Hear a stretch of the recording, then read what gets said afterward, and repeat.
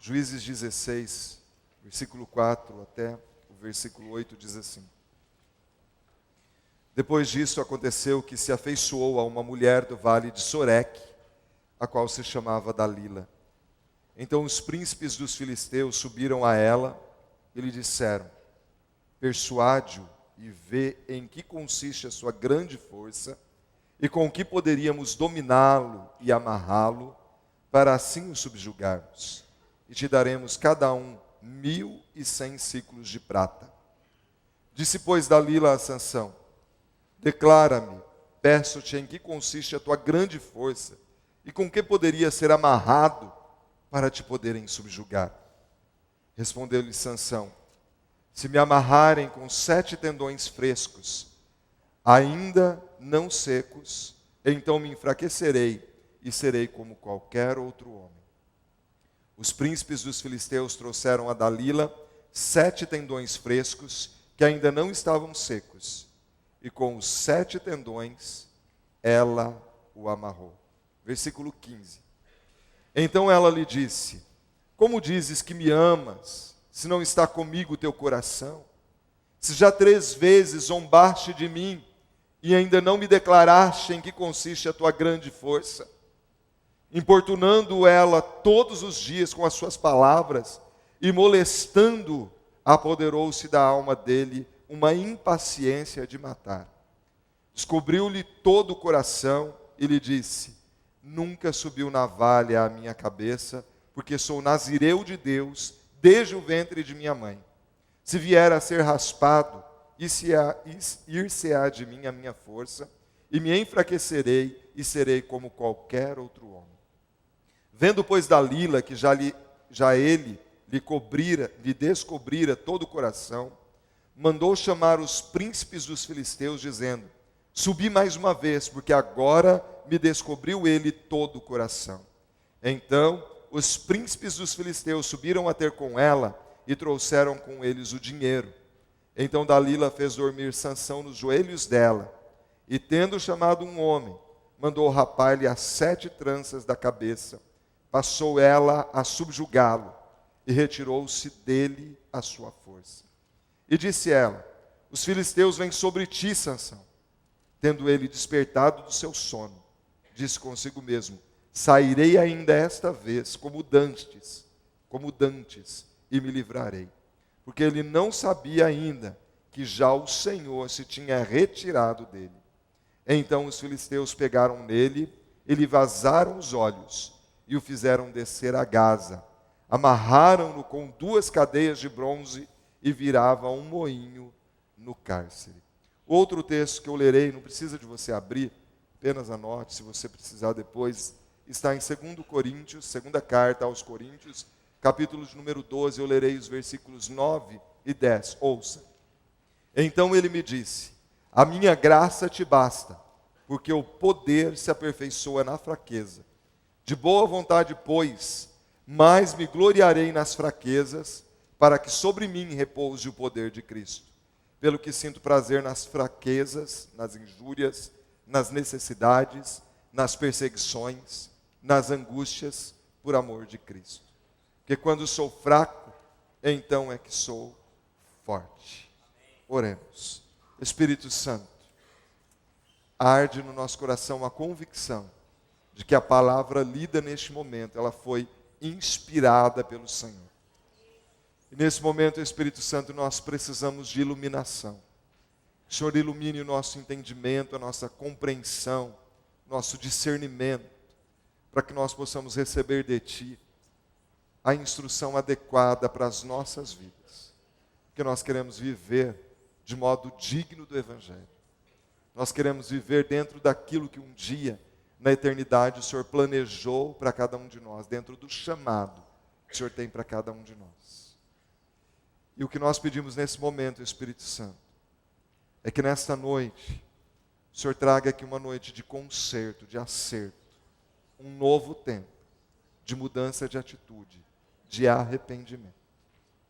Que nós não sejamos aqui meros ouvintes e espectadores, mas que nós possamos colocar em prática aquilo que o Senhor está nos instruindo nesta noite. Espírito Santo, toma minha vida. Espírito Santo, toma o coração de cada um de nós que estamos aqui. Fala conosco. Venha com uma unção que quebra o jugo. Nós já estamos sentindo o teu ministrar e o teu falar em cada momento deste culto. Continua de forma intensa, Espírito Santo. Desvenda os nossos olhos, que nós possamos contemplar as maravilhas da tua palavra, para a tua própria honra e para a tua própria glória. Oramos em nome de Jesus. Amém e amém. Nesses dois textos que nós lemos, nós vemos aqui dois personagens extremamente relevantes. E todos eles marcaram a sua história e o seu tempo de uma forma que pode ter sido proeminente ou não. Eu convido você a refletir comigo nesses dois textos. O texto lido por último foi um texto escrito pelo apóstolo Paulo, em que ele diz: olha, o poder de Deus se aperfeiçoa na fraqueza. Quando eu penso que eu sou fraco, aí é que eu sou forte. Eu percebo que o apóstolo Paulo, ele tem autoridade, a palavra dele é uma palavra de autenticidade, porque o apóstolo Paulo foi um homem que sempre agiu antes do seu encontro com Jesus na sua própria força, na força do braço e no poder que foi dado a ele, perseguindo cristãos, matando cristãos, destruindo e agindo de forma dura na própria força. Mas a partir do momento que ele tem o seu encontro com Jesus, ele tem a sua vida transformada, e ele percebe que ainda que ele passe por momentos de fragilidade, de fraqueza, o poder de Deus se aperfeiçoa na fraqueza. E assim deve ser a vida de um homem e de uma mulher de Deus. Quando nós nos sentimos fracos, nós temos a tendência de orar mais, buscar mais de Deus, nos entregar mais ao direcionamento do Santo Espírito, e nós vamos sendo aperfeiçoados. E o caráter de Cristo, ele começa a ser forjado em nós, quando nós vamos para Deus. Quando eu sou fraco, é aí que eu sou forte. No reino de Deus é diferente. Quando nós nos sentimos fracos e vamos a Ele, somos fortalecidos no Senhor e no seu poder. Mas o primeiro texto lido fala de um homem chamado Sansão.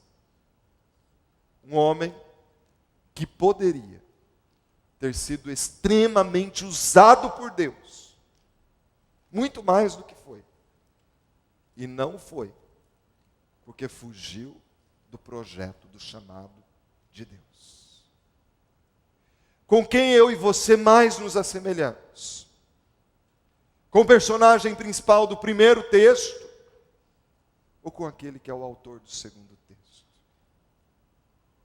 Mas o pastor Abe Uber, no seu livro Discipulado 1 a 1, na página 177, ele fala sobre uma síndrome que tem acometido gente que se diz cristã, chamada síndrome de Sansão.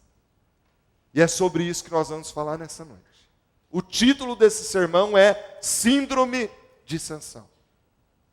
E pode ser que eu e você nos identifiquemos com Sansão num momento ou outro. E o fato de nós nos identificarmos tem que nos levar à mudança. Nessa noite eu quero compartilhar um pouco da história de Sansão. E no final, brevemente, nós veremos alguns caminhos, algumas verdades, para que eu e você sejamos curados da síndrome de Sansão. Sansão, ele nasceu após sua mãe e o seu pai serem visitados por anjo. O anjo vem e diz para a mãe de Sansão, depois para o pai, que eles teriam um filho. Até então, a mãe de Sansão era estéril. E o anjo chega para aquela mulher e diz que o filho que eles gerassem, ele teria uma força acima da média, uma força descomunal. A sua força seria uma força sui generis, algo que não é comum a todo gênero, a toda pessoa. A força de Sansão seria superior. E ele teria essa força, que estava sobre ele uma unção, a unção do Espírito Santo de Deus, que usaria poderosamente para libertar o povo de Israel da opressão em que estavam vivendo. Sansão nasce dentro desse desafio. E quem era esse povo que oprimia então o povo judeu, o povo de Israel? Era o povo filisteu. Os filisteus com frequência invadiam uma ou outra cidade de Israel. E quando eles tinham sucesso na conquista daquela cidade, eles muitas vezes pegavam parte da população para trabalhar como escrava, ou muitas vezes impunham tributos, impostos pesadíssimos ao povo judeu. Isso era extremamente complicado, porque isso empobrecia a população. E eles tinham então uma vida limitada, uma vida miserável. E o povo judeu sofria debaixo desse exército poderoso, que era o exército dos filisteus. Porque era um exército que era maior em número, era um exército que tinha maiores recursos bélicos, era um povo que tinha estratégia. E por anos, o povo judeu vinha sofrendo. E agora então, vem a promessa de Deus. O filho que vocês gerarem, ele tem essa grande missão, ser libertador do povo judeu. Só que tem um porém, tem um voto que precisa ser feito. O seu filho vai ter que estar debaixo de uma unção, a unção do nazireu. E o que é isso? Ele não vai poder passar navalha na cabeça, não vai tomar bebida forte, e ele não vai comer comida imunda. Porque esse é o pré-requisito para que ele tenha uma vida de santificação. Ele foi chamado para ser libertador, mas é necessário que ele seja separado dos demais nessa forma de viver. Era necessário consagração. E é aqui que envolve a vida de jejum, de oração. A vida de entrega total ao Senhor. Para que Ele cumpra e nos use poderosamente. Sansão cresce, nasce e cresce dentro dessa visão, com a consciência do voto de Nazireu. E ele cresce, se torna um moço, e agora ele se apaixona e ele quer se casar.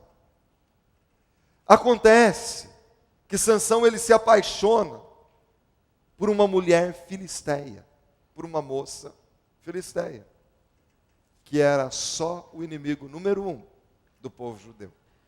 Isso para o povo judeu era terrível, porque para que a descendência pudesse continuar em pureza, em integridade, não poderiam casar ou se envolver em julgo desigual. É a orientação que nós damos hoje. O moço crente deve casar com a moça crente, a moça crente deve casar com o moço crente, para que não haja influência de outros princípios. E para o judeu isso era terrível, que além de se casar com um inimigo, estava se envolvendo em julgo desigual.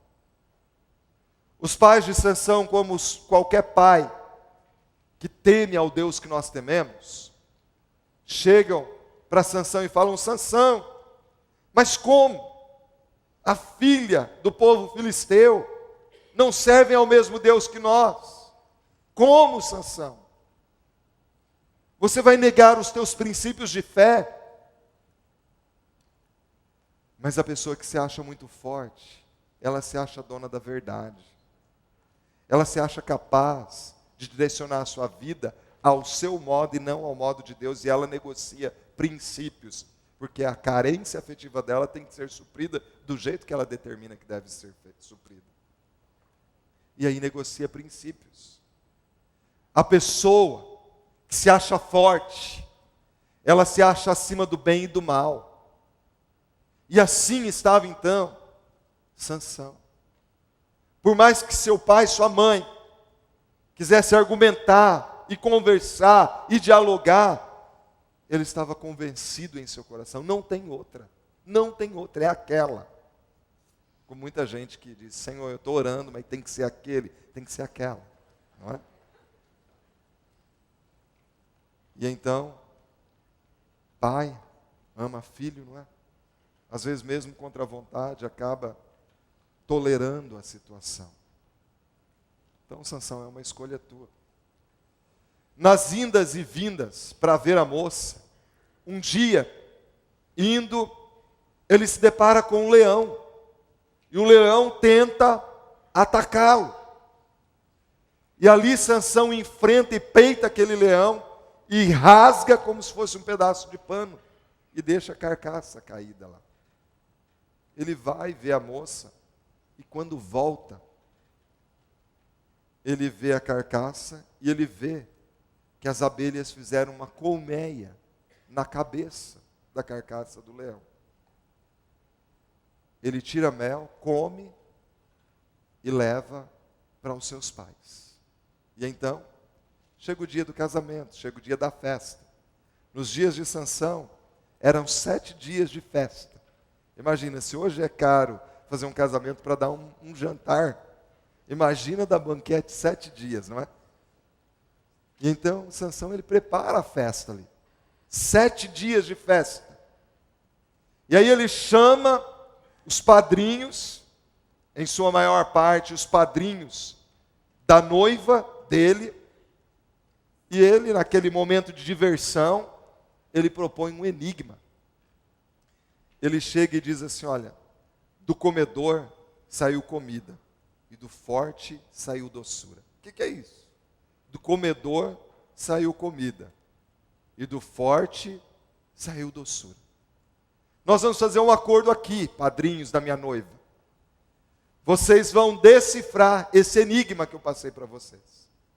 Se vocês decifrarem o enigma, eu dou para vocês 30 roupas completas. E se vocês não decifrarem o enigma, então são vocês que vão me dar 30 roupas completas. E aí começa um momento complicado na vida de Sansão. Porque eles não conseguem decifrar o enigma. E depois de alguns dias ali na festa, eles chegam para a noiva de Sansão e falam assim, olha, nós não viemos aqui na festa do seu casamento para levar prejuízo, nós viemos para comer e é vocês que estão bancando. Nós não vamos tirar do nosso bolso dinheiro para dar 30 roupas para Sansão. Então você vai descobrir do Sansão que enigma é esse, senão nós vamos botar fogo nos teus pais, na tua família, e vamos destruir todo o teu patrimônio. Pensa nos convidados da noiva de Sansão, gente. Olha o tipo dos convidados. Porque nós convidamos normalmente pessoas que são próximas, que têm amor por nós, né? Mas esses, os padrinhos, chegam e começam a ameaçar. Nós vamos matar a tua família, botar fogo em todo mundo. E aí aquela moça, com medo da família ser atingida, ela vai para Sansão. E começa ali então. E aí, Sansão? Me conta. Sansão, mas o que é isso? Eu não contei nem para os meus pais. Vou contar para você. E aí ela faz aquilo que as mulheres sabem fazer muito bem, né? Você não me ama. Você não gosta de mim. Acho que só lá com Sansão que aconteceu isso, né? E começa. E Sansão, então decifra o enigma para ela. Falou, olha, uma vez que eu estava vindo aqui para te ver, e daí eu voltei, estava lá, ó, do comedor saiu comida, que eu tirei mel e eu comi. E daquele valente saiu doçura, porque mel é doce. Esse é o enigma. E aí ela, mais que depressa, corre para os seus patrícios filisteus e conta. Claro, ela quis salvar a família dela. E então chega o dia. E aí Sansão se posiciona e fala, e daí? Não vão decifrar o enigma? Claro, nós já sabemos o enigma. Sansão, mais que depressa, percebeu. Minha noiva contou para eles. A forma como eles reagiram, ele percebeu. E Sansão fala, então eu estou devendo 30 roupas para vocês. Ele vai e mata 30 filisteus, tira a roupa e traz para eles. Gente que se acha forte, age por impulso. E às vezes não nota o resultado desastroso que pode ter na vida. E então, Sansão, ele some da festa. Ele vai embora. E o pai da moça, que eu acho que não era um cara muito centrado, ele fala assim, espera aí, mas eu investi dinheiro, preparei todo o banquete, está todo mundo celebrando, o noivo foi embora, tem que acontecer um casamento. Ele pega um dos convidados e dá a noiva em casamento a uma daquelas pessoas que estava ali. Tem que ter casamento. E aí há o casamento, então, com um dos convidados. Mas passa mais um tempo e acho que Sansão, ele gostava da moça, achava ela muito bonita, e ele talvez tenha repensado, analisado, e ele volta, e quando ele chega, ele percebe que a sua noiva já está casada. O pai da noiva, querendo dar um jeitinho, fala, não, mas eu tenho outra filha, ela é mais nova que aquela, e ela é tão bonita quanto a outra. E Sansão fala, não, eu quero aquela, mas ela já casou, então não serve. E ele fica muito revoltado. De novo, age por impulso. Ele age por impulso, não para defender o povo de Israel, o povo judeu, que estava sendo oprimido, ameaçado. Ele age para se proteger, para proteger a sua imagem, o seu ego. Os filisteus estavam com a lavoura pronta para colher. Talvez o trigo, a cevada, o milho, a lavoura toda já estava seca, pronta para colher. E então Sansão, ele pega 300 raposas, ele ata de par, de duas em duas, a cauda, o rabo da raposa, uma a outra, coloca uma tocha ali, acende fogo e solta as 300 raposas no meio da plantação dos filisteus. Imagina 300 raposas com fogo no rabo, espalhado pelo meio da plantação. Acabou a plantação do povo, não tem colheita, fome, miséria. E o povo judeu tenta proteger, só que chega uma hora que não dá mais. Porque a destruição é muito, e o povo filisteu está com a marcação cerrada. E eles falam, quer saber de uma coisa? Nós vamos buscar Sansão e nós vamos entregá-lo para os filisteus. Que a gente entrega e fica livre de tudo isso que tem acontecendo. E eles vão 3.000 judeus, 3.000 israelitas para buscar o Sansão na caverna. E chegam, nós vamos te levar, nós vamos te entregar, Sansão, porque a gente não suporta mais. Aí o Sansão falou assim, olha, tudo bem, só que vocês têm que prometer para mim que vocês não vão me matar. Tá bom, nós não vamos te matar. Eles amarram Sansão e levam e colocam de frente com os filisteus. E agora, está ali Sansão diante dos filisteus. Ele arrebenta aquelas cordas como se fossem barbantes. toma uma queixada de jumento, a parte de baixo, né, da ossada da boca aqui do jumento, e com essa ossada de jumento, ele mata sozinho 1000 homens. Olha a força de Sansão. Sozinho, 1000 homens. É uma força realmente descomunal. Não era comum. E aí o povo judeu fala, bom, nós precisamos de um líder igual esse. Olha, 1000 homens sozinho. Vamos colocá-lo como nosso líder. E então Sansão assume a liderança do povo judeu. Ele fica ali por causa da sua força. Sozinho. Matou 1000 homens. Ele fica 20 anos ali. E depois, um dia, ele vai para uma outra cidade, onde ele se deita com uma prostituta. Sansão ficou 20 anos no poder, não por conta da sua pessoa, do seu caráter. Até porque ele não era uma pessoa muito boa. Quando a gente analisa, não era. Sansão ficou 20 anos no poder por causa da sua força. Mas estando ali com aquela prostituta, parece que algumas pessoas descobriram que ele estava ali, ou ele percebeu que alguém poderia procurar para matá-lo, porque os portões da cidade estavam fechados, e ele dá um jeito, ele sai dali, e ele vai para o vale de Sorek, ele volta para a sua região, para a região da sua cidade.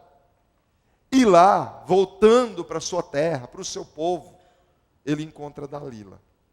E Dalila é um renovo na vida de Sansão. Sansão agora, ele está apaixonado por Dalila. E não é para menos, porque Dalila deve ter entre 18 e 20 anos, e Sansão deve ter os seus 40 anos. Que homem, no auge dos seus 40 anos, não fica feliz de conquistar a novinha de 18? Não é assim que a gente ouve por aí? Troca uma de 40 por duas de 20? Isso é no mundo, viu, gente? Na igreja não pode, não. Cristão honra os votos feitos diante do Senhor, até que a morte o separe. Até que a morte o separe. Mas um dia os filisteus descobrem a Dalila. E novamente eles vão lá. Vão na Dalila. Fala, Dalila, nós vamos te dar 65 quilos de prata. Se você conseguir, né, tirar do Sansão. Que segredo é esse? Qual o segredo dessa força descomunal? Começa de novo Dalila no ouvido de Sansão. Sansão, por que você não me conta o teu segredo? Olha, eu estou vivendo com você e você não conta para mim qual é o teu segredo. E Sansão diz para ela, olha, se você me amarrar com tiras de couro úmida, então a minha força vai ser como a força de qualquer outro homem. E aí Dalila vê que Sansão dormiu, pega as tiras de couro úmidas, amarra em Sansão e grita, Sansão, lá vem os filisteus. E ele acorda e arrebenta aquelas tiras com a maior facilidade. E aí Sansão está ali, mas Dalila começa e chora. Você não me ama, você não gosta de mim. Olha, eu não posso confiar em você. Você fica escondendo as coisas de mim. Só com Sansão que acontecia isso, né? E aí, Sansão conta uma segunda mentira. As pessoas que estão presas ao passado, que não resolveram as pendências do passado, elas, para tentar se sair, elas começam a contar mentira. E não basta uma primeira mentira. Vem uma segunda mentira, uma terceira mentira, e assim vai levando a vida. Acha que está enganando a todo mundo, e às vezes até a si mesmo. Vida de mentira. Chega uma hora que cansado daquilo, falando o tempo todo no ouvido. Sansão, ele fala assim, ó, tá bom, Dalila. Sabe o que acontece? A minha vida é uma vida consagrada a Deus. Repousa sobre mim uma unção. E o Espírito Santo de Deus, ele se apossa de mim. Eu estou debaixo de um voto chamado voto de Nazireu. E a minha força é a seguinte, não pode cortar meu cabelo. Não pode cortar o meu cabelo, eu não tomo bebida forte, eu não como comida imunda. Esse é o voto. E aí, Dalila percebe que Sansão está falando a verdade. Porque nós percebemos quando o outro está falando a verdade. E aí ela chama os filisteus. Eles pegam um homem, cortam as 7 tranças do cabelo de Sansão. E aí, gritam, lá vem os filisteus. Sansão, ele tenta reagir. Mas agora a força dele se foi. Agora ele apanha dos filisteus e ele tem os seus olhos furados. E por mais que ele reflita ali, agora os olhos dele já estão furados. E aí ele é levado para Gaza, para uma prisão. Só que lá ele vai puxar moinho, porque ele é um animal. Tudo que ele fez até agora foi na força do braço, não na força do Espírito necessariamente, na dependência do Senhor. Foi pelo seu ego. Eu gostaria de falar rapidamente sobre 3 verdades, para mim e para você, que queremos vencer na nossa vida a síndrome de Sansão. A primeira verdade é, não viva de fachada. Seja um cristão genuíno. Porque nós temos que viver para Deus. E não necessariamente para impressionar as pessoas. Só que quando nós vivemos para Deus, e Ele se alegra com a nossa atitude, naturalmente muitas pessoas vão vir a Jesus, porque virão em nós o caráter de Cristo. Eu imagino que algumas pessoas aqui nessa noite precisam chegar em casa e acertar os ponteiros. E se tem falhado, pedir perdão e admitir a sua fragilidade. Porque a segunda verdade que eu vejo aqui é que eu e você precisamos resolver as pendências com o passado. E se nós erramos, nós temos que descer do pedestal de orgulho e falar, escuta, eu errei, me perdoa. Nós não conseguimos mudar o passado, vamos mudar o futuro. Onde eu posso mudar? No que eu posso ser diferente? Vamos nos acertar aqui. Vamos resolver. Não é isso que Jesus diz à igreja, lá em Apocalipse? Vai lá, veja onde você caiu. Volta lá e conserta. Volta lá e conserta. Terceira verdade. Não esqueça de onde vem a sua força. Porque Sansão, quando ele, pela 4ª vez, aí ele conta a verdade a Dalila, ele diz assim, vou contar um segredo para ela, e eu vou me sair como das outras vezes. A pessoa que se acha muito forte, a sua dependência não é de Deus, é da sua própria força. Ela pensa desse jeito. Eu vou sair como das outras vezes, eu resolvi. Eu mexo aqui, mexo ali, dou o meu jeitinho e eu me saio. Só que sempre tem uma primeira vez para não ser como das outras vezes. E aí os olhos podem ser furados. Sansão, ele achou que ele poderia viver pecando, porque ele peca uma vez e Deus não tirou a força. Ele mente e Deus não tirou a força. E o Espírito Santo de Deus o usa para uma coisa ou outra. E Sansão não entende a mensagem de Deus. Há muitos de nós que têm vivido desse jeito. Ah, mas eu pequei aqui, aí eu fiz uma oração ali, Deus atendeu, respondeu, ouviu ali, Deus me usou para falar para uma pessoa, para outra, então eu posso continuar desse jeito mesmo. E muitas vezes nós estamos confundindo a bondade de Deus com permissividade de Deus. Romanos capítulo 2, versículo 4 diz assim: ou desprezas a riqueza da sua bondade e tolerância e longanimidade, ignorando que a bondade de Deus é que te conduz ao arrependimento. Que em cada pecado que Sansão cometia, Deus estava dizendo: Sansão, eu tenho um chamado para a sua vida. Sai, muda, transforma, eu quero te restaurar. Eu quero trazer um novo tempo. Toma uma posição, Sansão. E o Sansão não entende que era Deus sendo bondoso para com ele, dando uma oportunidade para ele se levantar e tomar uma posição. Até que um dia, os olhos dele são furados e ele perde a sua força. A história de Sansão não acaba aqui. A história de Sansão acaba num dia de festa, em que estavam naquela casa 3.000 pessoas, entre homens e mulheres.